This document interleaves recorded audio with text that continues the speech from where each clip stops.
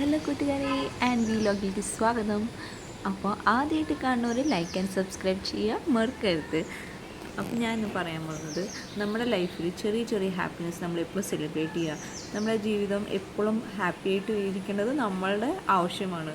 അപ്പോൾ നമ്മൾ ഒരിക്കലും കമ്പയർ ചെയ്യരുത് നമ്മുടെ ലൈഫ് അങ്ങനെയാണോ ഇങ്ങനെയാണോ എന്ന്. പക്ഷെ നമ്മൾ ലൈഫിൽ ചെറിയ ചെറിയ ഹാപ്പിനെസ് നമ്മൾ തന്നെ ഫൈൻഡ് ചെയ്യുക, അന്വേഷിക്കുക.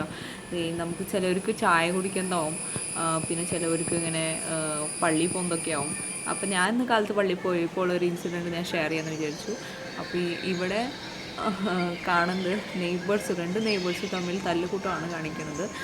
ഒരു ഒരു പ്രത്യേകം അറ്റ്മോസ്ഫിയറൊക്കെ ആയിരുന്നു. പക്ഷേ നല്ല രസമുണ്ട്. ഇങ്ങനെ ഈ മൈമ ആദ്യമായിട്ടാണ് ഇങ്ങനെ കാണുന്നത്.